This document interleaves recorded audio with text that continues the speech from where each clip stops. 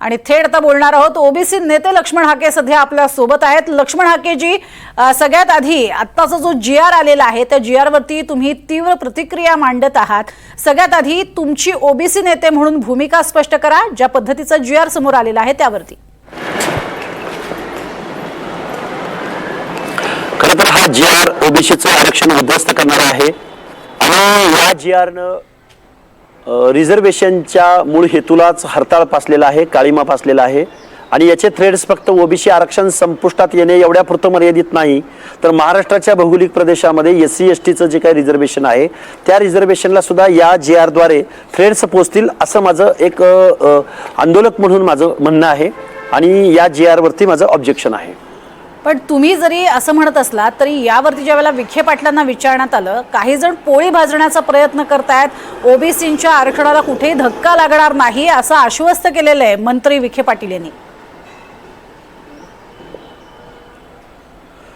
ते विखे पाटील साहेबांनी आम्हाला हे सांगावं की अशा कृत्याद्वारे, अशा तुमच्या जीआरद्वारे ओबीसीच्या आरक्षणाला धक्का तर पोचलाय, संपलेलंच आहे, पण तुमची जी उपसमिती आहे ती उपसमिती बायस आहे असं मी विखे पाटलांवरती डायरेक्ट आरोप करतोय।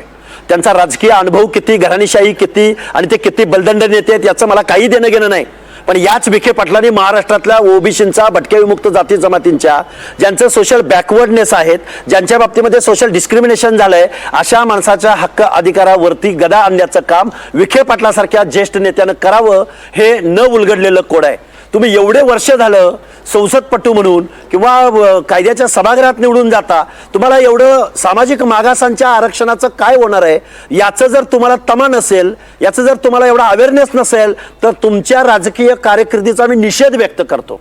तुम्ही बायस होता, तुम्हाला सोशल जस्टिस वगैरे काही कळत नाही असा माझा तुमच्यावरती आरोप आहे। एक तर सुप्रीम कोर्ट मराठा समाजाचं सोशल बॅकवर्डनेस मानायला तयार नाही, स्टेट बॅकवर्ड कमिशन मानायला तयार नाही, वेगवेगळ्या पातळ्यावरती हायकोर्ट आणि सुप्रीम कोर्टाची जजमेंट आहेत, या सर्व जजमेंटचा तुम्ही एकतर कोर्ट ऑफ कंटेम्प्ट केलेला आहे आणि तुम्ही आम्हाला जास्त शहाणपणा शिकवण्याच्या भानगडीत पडू नका। तुम्ही कारखानदारांचे नेते होतात, तुम्ही पैसे होतात, तुम्ही इथले काय म्हणायचं, इथल्या शोषितांचं, पीडितांचं शोषण करून तुम्ही तुमचं राजकारण आजपर्यंत केलंय, पण गावगाड्यातल्या फुले शाहू आंबेडकरांच्या समतेच्या तत्वाचं काय, संविधानिक तत्वांचं काय, सामाजिक न्यायाचं काय? त्यामुळे तुम्ही आम्हाला नसत्या भानगडी करायच्या भानगडीत पडू नका, तुम्हाला करारा जबाब ओबीसीच्या बांधवांकडून तुम्हाला भेटेल। बरं, पण मग तायवाड्यांची भूमिका आणि तुमच्या भूमिकेमध्ये एकवाक्यता नाही असं दिसतंय। हे बघा, हा जो महाराष्ट्राचा जीआर आहे, या जीआरच्या अगोदर या महाराष्ट्र शासनानं एक शेवटची ओळ मी त्या प्रस्तावनेमधली तुम्हाला वाचून दाखवतो, त्यांचा उद्देश त्यांनी स्पष्ट केलाय। महाराष्ट्र शासन काय म्हणतंय की मराठा समाजाला जात प्रमाणपत्र मिळण्याच्या प्रक्रियेत अधिक सुलभता यावी याकरता शासन खालील निर्णय घेत आहे। मराठा समाजाचं सोशल बॅकवर्डनेस ऑलरेडी कितीतरी वेळा नाकारलं गेलंय। जयश्री पाटील केस मध्ये 650 पानाचं जजमेंट दिलंय। तुम्ही बेकायदा जीआर करताय, तुम्ही बेकायदा शिफारस करताय आणि अशी शिफारस करण्याचा तुम्हाला संविधानिक अधिकार कोणी दिला? हा अधिकार स्टेट बॅकवर्ड कमिशनचा आहे, हा अधिकार सेंट्रल बॅकवर्ड कमिशनचा आहे। तुम्हाला दिला कोणी अधिकार अशा पद्धतीचं कृत्य करायचा? आरक्षणाबाबतचे निर्णय घेण्याचा अधिकार इंद्र साहनी जजमेंटमध्ये, हा अधिकार कुठल्याही शासनाला, मुख्यमंत्र्यांना नाही, हा अधिकार स्टेट बॅकवर्ड कमिशनला, सेंट्रल बॅकवर्ड कमिशनला आहे। तुम्ही कुठल्या अधिकारामध्ये असा निर्णय घेऊ शकताय, असा जीआर काढू शकताय? त्यामुळे तुमच्या ज्ञानाची खोली तुम्हाला कारखान्याशिवाय, पैशाशिवाय आणि सत्तेशिवाय दिसतं काय दुसरं? त्यामुळे जास्त भानगडीत पडू नका तुम्ही। आम्हाला संविधान आणि संविधानामधल्या शोषितांच्या, वंचितांच्या, पीडितांच्या, ज्यांच्या बाबतीमध्ये शेकडो वर्ष सोशल डिस्क्रिमिनेशन झालं, त्या माणसांच्या हक्क अधिकार, त्यांचं प्रतिबिंब कुठेतरी लोकल बॉडीजमध्ये, कुठेतरी शिक्षण आणि नोकरीच्या एंट्री पॉईंटला दिसायला लागलं होतं, ते तुम्ही राज्यकर्ते जमात म्हणून तुम्ही ते उद्ध्वस्त केलेलं आहे। ते बी एका चौथी पास का नापास माणूस आहे जरांगे नावाचा, त्याच्या तुम्ही आंदोलनाला बळी पडता आणि गावगाड्यातल्या सामाजिक न्यायाच्या प्रतीक्षेमध्ये असलेल्या या भटक्या विमुक्तांना, ओबीसींना, विजयंतींना त्यांचे हक्क अधिकार नाकारता लाज वाटते तुम्हाला। तुमच्या ह्या कृत्याचा तर निषेध व्यक्त करतोच, पण तुम्हाला मतदान करणाऱ्या सगळ्या ओबीसी, विजयंती, एसबीसी बांधवांना हात जोडून कळकळीची विनंती आहे, अरे हे तुमच्यावरती गुलामी, जुलमी सत्ता, तुम्ही यांच्या घरी जोहार घाला, तुम्ही ऊस तोडा, तुम्ही बांधकामावरती प्लास्टर करा, वीट वाहा, वाळू वाहा, वीटभट्ट्यांवर काम करा, तुम्ही मेंढपाळीचा व्यवसाय करा, तुम्ही गावगाड्या धोब्याने धोब्याची कामं करू द्या, नाभिकानं नाभिकाची कामं करा, लोहाराने लोहाराची कामं करा, कुडमुड्या जोशानं आजही भिक्षकरीचं काम करा, बेरड रामुशीनं आजही शिकारी करत बसा. तुम्हाला महामानव डॉक्टर बाबासाहेब आंबेडकर, महात्मा ज्योतिराव फुले यांनी जे सामाजिक न्यायासाठी, समतेसाठी, मानवतेसाठी, लोकशाहीच्या तत्वांसाठी जे आरक्षण दिलेलं होतं ते एका GR द्वारे हे उद्ध्वस्त झालेलं आहे.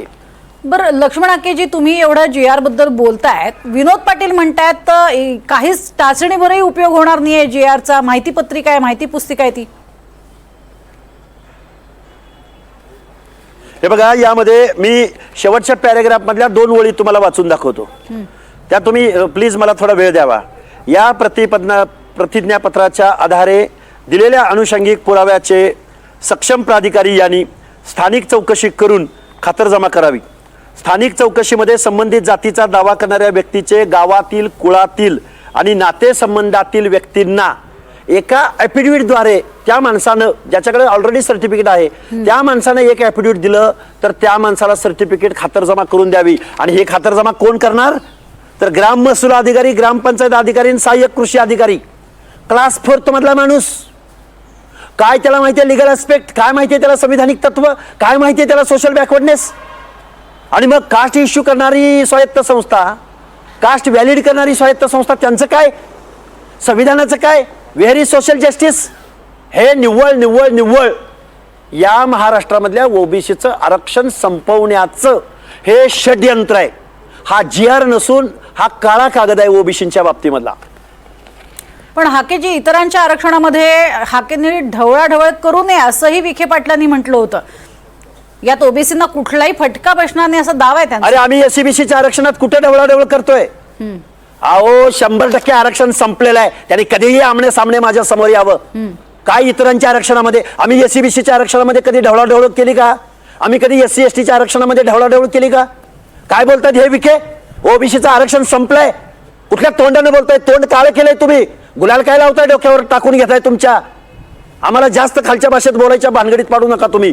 तुम्ही पहिल्यांदा संविधानिक, पहिल्यांदा बरं का मॅडम, माझं एक म्हणणं आहे, पहिल्यांदा या आमदार खासदारांचं यांची घराणेशाही चालवण्यासाठी साम दाम दंड भेद मॅन मनी मसलद्वारे हे निवडून जातात. काय माहिती आहे यांना संविधान? संविधानाच्या प्रियंबर मध्ये म्हणलंय सामाजिक न्यायासह समता प्रस्थापित करणं, we the people of India. अरे विखे पाटील, तुम्ही केअरटेकर आहात. तुमच्यावर जबाबदारी तुमच्या कन्सिस्टन्सीची महाराष्ट्राची आहे. अरे तुम्ही फक्त मराठ्यांचे नेते कधीपासून झालात आणि इतरांच्या आरक्षणामध्ये ढवळाढवळ? तुम्ही आमच्या दारात येणार की नाही मतं मागायला? बावळटपणाचा कळस आहे विखे पाटलांचं वक्तव्य म्हणजे. नक्कीच. आता तुम्ही म्हणाल होतात की आरक्षण बचाव यात्रा काढणार आहात, त्या संदर्भात थोडी माहिती द्या. कशा पद्धतीने आता ती यात्रा तुम्ही काढणार आहात? निश्चित येऊ घातलेल्या 4 दिवसामध्ये आम्ही नांदेड जिल्ह्यामधून भटक्या विमुक्तांचं, महाराष्ट्रातल्या गावगाड्यातल्या शोषिताचं, वंचिताचं तीर्थक्षेत्र असणाऱ्या माळेगाव खंडोबाला आम्ही नारळ फोडू आणि ओबीसी आरक्षण बचाव यात्रा आम्ही येऊ घातलेल्या 4 दिवसामध्ये मराठवाड्यातल्या प्रमुख भागावरून, मग ती गोपीनाथ गडावर जाईल, पोहरादेवीला जाईल, ती अरणला जाईल, चौंडीला जाईल, या सगळ्या तीर्थक्षेत्रावरती जाईल आणि गावगाड्यातल्या ओबीसी, विजयंती, SBC बांधवांच्या हक्क अधिकाराची लढाई. 3रा लढा या महाराष्ट्रामध्ये. एक लढा होता स्वातंत्र्याचा, 2रा लढा होता मंडल आयोग अंमलबजावणीचा आणि आता 3रा लढा असेल तो ओबीसींचे हक्क अधिकार टिकवण्याचा आणि अर्ध्याहून जास्त लोकसंख्येला या भारताच्या मुख्य प्रवाहात घेण्याचा. नक्कीच. हाकेजी, एक सगळ्यात महत्त्वाचा मुद्दा, आज एक गॅझेटियर, हैदराबाद गॅझेटियर आणि सातारा गॅझेटियरचा उल्लेख होतोय. त्याच्यामुळे किती फायदा जो आहे, कारण खास करून मराठवाड्यातल्याच मराठा लोकांना याचा जास्त फायदा होईल किंवा पश्चिम महाराष्ट्रातल्या काही लोकांना फायदा होईल असं दिसतंय. तुम्ही ओव्हरऑल सगळ्याच ओबीसीने याचा फटका बसेल? अहो सगळ्याच ओबीसी. GR काय कुठल्या प्रादेशिक विभागापुरता का आहे का? हो कुठं लिहिलंय याच्यात या विभागातलं असं म्हणून? महाराष्ट्राचा गव्हर्नमेंट रेझोल्युशन हा महाराष्ट्राच्या भौगोलिक प्रदेशासाठी असतो. आता हे पण सांगायचं का या पुढाऱ्यांना? काय चाललंय राव? किती सुमार दर्जाच्या लोकांच्या हातामध्ये आम्ही महाराष्ट्र सोपवलंय. पैसेवाल्यांच्या आणि निवडून येण्याची क्षमता बाळगणाऱ्या गावगुंड लोकांच्या हातामध्ये महाराष्ट्र सोपवलाय हे मला मोठ्या खेदाने नमूद करावं असं वाटतं तुमच्या समोर. ज्याला जी आर कळत नाही, जी आरची व्याप्ती कळत नाही, त्या माणसाने बोलूच नाही या गोष्टीवरती. बरं हाकेजी, तुम्ही इतक्या तावातावानं बोलताय, राधाकृष्ण विखे पाटलांवरती दोषारोप ठेवताय, पण या सगळ्या प्रक्रियेमध्ये तिन्ही प्रमुख नेते म्हणजे मुख्यमंत्री आणि दोन्ही उपमुख्यमंत्री हे देखील समन्वय साधून होते असंही विखे पाटलांनी स्पष्ट केलंय. समन्वय साधून होते तर मग काय हे अशा पद्धतीचं एक्झर्शन करायला परवानगी होती काय मुख्यमंत्र्यांची? आणि जी आर म्हणून शेवटी फायनल अथॉरिटी हे मुख्यमंत्री महोदयच आहेत ना. आणि मुख्यमंत्री महोदयांचा DNA जर ओबीसी असेल, मुख्यमंत्री महोदय यांना लिगल ऍस्पेक्ट समजतो असं आम्ही आजही मानतोय, तर मग हे जे 3 शब्द वापरलेले आहेत, गावातील, कुळातील आणि नात्यागोत्यातील, या शब्दांची व्याख्या काय, व्याप्ती काय? कुठल्या कॉन्स्टिट्युशनल डिक्शनरीमध्ये या 3 शब्दांचा अर्थ दिलाय? कुठल्या जजमेंटमध्ये या शब्दांची व्याप्ती दिली? गावातील, गावात मग कोण कोण राहतं गावामध्ये त्या सगळ्या लोकांना द्यायचं. कुळातील, कुळ मग मौर्य कालखंडापासून वाकाटक कालखंडापासून सांगितलं जातं आणि मग ते जम्मू काश्मीर पासून कन्याकुमारी पासून कुळाचार सांगितला जातो, सगळ्या लोकांना द्यायचं. आणि नातेसंबंधातील लग्नानंतर जर आंतरजातीय विवाह एखाद्यानं केला असेल, मग तो ब्राह्मण असेल, जैन असेल, मारवाडी असेल, त्यांनाही ओबीसी मधलं रिझर्वेशन द्यायचं. काय चाललंय राव? निव्वळ येड्याचा कारभार या शब्दामध्ये मी या जी आरचं वर्णन करेल. बरं हाकेजी, भुजबळ सुद्धा नाराज आहेत आणि आत्ताची महत्त्वाची बैठक पार पडली मंत्रिमंडळाची, त्यात ते उपस्थित नव्हते आणि आम्ही वकिलांशी बोलू आणि या विरोधात कोर्टात जो असं ते म्हणतात. आज खरं तर भुजबळ साहेबांच्या साथीला स्वर्गीय गोपीनाथराव मुंडे हसायला हवे होते. एवढी वेळ ओबीसी वरती वाईट वेळ आली नसती. आज छगनरावजी भुजबळांनी जी भूमिका घेतली ते घेत आलेले आहेत आणि उद्याही घेतील. त्यांनी आम्हाला आदेश द्यावा. एका बाजूला रस्त्यावरची लढाई लढावी लागेल आणि दुसऱ्या बाजूला न्यायालयाची लढाई लढावी लागेल. प्रभावित होणाऱ्या विद्यार्थ्यांना, प्रभावित होणाऱ्या घटकांना तात्काळ आत्ताच्या आत्ता न्यायालयामध्ये दाद मागावी लागेल आणि या जी आरला पहिल्यांदा स्टे मिळवणं हे ओबीसीच्या दृष्टिकोनातून फर्स्ट प्रायोरिटी स्टे मिळवणं या जी आरला, आणि सेकंड प्रायोरिटी लोकांचं प्रबोधन करणं, वेगवेगळ्या 300-400 जातींना एकत्रित आणणं आणि ज्या लोकांना झुंडीची भाषा कळते, ज्या पुढाऱ्यांना, ज्या पक्षांना, ज्या आमदारांना, ज्या खासदारांना इथलं फक्त राजकारण कळतं, 10% लोकांच्या मताला जर हे एवढे घाबरत असतील तर आमच्याकडे 50%पेक्षा जास्त क्वांटम आहे. येऊ घातलेल्या कालावधीमध्ये या डिजिटल मीडियाच्या जमान्यामध्ये आम्ही आमची काय ताकद आहे हे या महाराष्ट्राला दाखवून देऊ. हाकेजी, तुम्ही स्वतः प्राध्यापक आहात, अभ्यास करते आहात, म्हणून हा महत्त्वाचा प्रश्न की शिक्षण आणि त्याबरोबरीनं नोकरीमधलं आरक्षण या व्यतिरिक्त जे राजकीय आरक्षण आहे तो सगळ्यात महत्त्वाचा मुद्दा होता. त्याचा या जी आर मधनं कशा पद्धतीनं फरक पडणार आहे ओबीसींना? हे बघा, एकदा सर्टिफिकेट काढलं की त्या सर्टिफिकेटच्या पुढे लिहिलं जाणार आहे का की राजकीय कारणासाठी हे सर्टिफिकेट वापरात येणार नाही किंवा ग्राह्य धरलं जाणार नाही, असं काही लिहिलं जाणार आहे का त्याच्यावरती? मुळात SC-BCचं आरक्षण शिक्षण आणि नोकऱ्यासाठी दिलंय राव. त्याचा कट ऑफ हा ओबीसी पेक्षा कमी आहे. त्याच्याही पलीकडे EWS आहे. अजून एका प्रश्नाकडे तुमचं लक्ष वेधून घेऊ इच्छितो की EWS इकॉनॉमिकल विकर सेक्शन हे जे रिझर्वेशन दिलं त्याच्या उद्देशिकेमध्ये लिहिलंय गव्हर्नमेंटनं की ज्या लोकांना ओबीसीचं आरक्षण भेटत नाही, SCचं आरक्षण भेटत नाही, STचं आरक्षण भेटत नाही किंवा तत्सम सर्टिफिकेट किंवा तत्सम फुलफिल ते करू शकत नाहीत क्रायटेरिया, त्या लोकांसाठी गरिबीच्या कारणास्तव EWS इकॉनॉमिकल विकर सेक्शन घटनेत दुरुस्त करून दिलंय राव. आम्ही गरीब झालो, आमची लेकरं रस्त्यावर आली म्हणायचं आणि ओबीसीची झोपडी उद्ध्वस्त करायची आणि त्याला शासनानं रेड कार्पेट घालावा. हे न उलगडलेलं कोड आहे. आम्ही हताश आहोत, आम्ही नाराज आहोत. आम्हाला आता सध्या कळत नाहीये काय करावं, पण आम्ही या शासनाचा निषेध करत आहोत. विखे फिके यांना तर कधी त्याची किती अक्कल आहे या माणसांना सोशल जस्टिसची, मला यांच्या बुद्धिमत्तेवरच शंका आहे. पण हाकेजी, ह्या सगळ्या उपसमितीनं बऱ्याच बैठका घेतलेल्या होत्या आणि त्या बैठकांमधनं काथ्याकूट काढून कुठल्याही उणीवा राहणार नाहीत याची काळजी घेऊन हा जी आर काढलेला होता आणि त्यात तुम्हाला म्हणजे ओबीसीला सुद्धा कुठेही समाजाला धक्का लागणार नाही याची काळजी. मॅडम, या समितीनं कुठल्या ओबीसी घटकांना, नेत्यांना बोलवलं, कुणाच्या बरोबर संवाद साधला, मला सांगता का एखादं उदाहरण? सांगू शकताय मला तुम्ही? आजपर्यंत स्टेट बॅकवर्ड कमिशननी ज्यांना हा संविधानिक अधिकार आहे त्यांच्या जजमेंटचा किती अभ्यास केला? सुप्रीम कोर्टाच्या अनेक जजमेंट आहेत. तत्कालीन औरंगाबाद खंडपीठाचे जस्टिस मार्लापल्ले यांचं जजमेंट आहे की ओबीसी मराठा आणि कुणबी एक मानणं म्हणजे सामाजिक मूर्खपणा होय. स्वातंत्र्यपूर्व कालखंडामध्ये 1922 मध्ये एका न्यायालयाचं जजमेंट आहे की मराठे हे क्षत्रिय आहेत. राव, या जजमेंटचा अभ्यास केला असेल असा तुमचा दावा आहे का? त्यांचा दावा आहे का? विखे पाटलांनी सांगितलं का आम्ही याचा अभ्यास केला म्हणून? अरे, हे कारखानदाराचे नेते आहेत. ह्याला वायनरी कशी चालू करायची, दारूचं उत्पादन कसं घ्यायचं, लोकांना पैसे कसे वाटायचे, साखर कशी वाटायची, मतदान कसं करून घ्यायचं, निवडून कसं यायचं, ह्याच्याशिवाय यांना दुसरं काय कळतं? आणि यांना त्या समितीचा अध्यक्ष बनवलंय.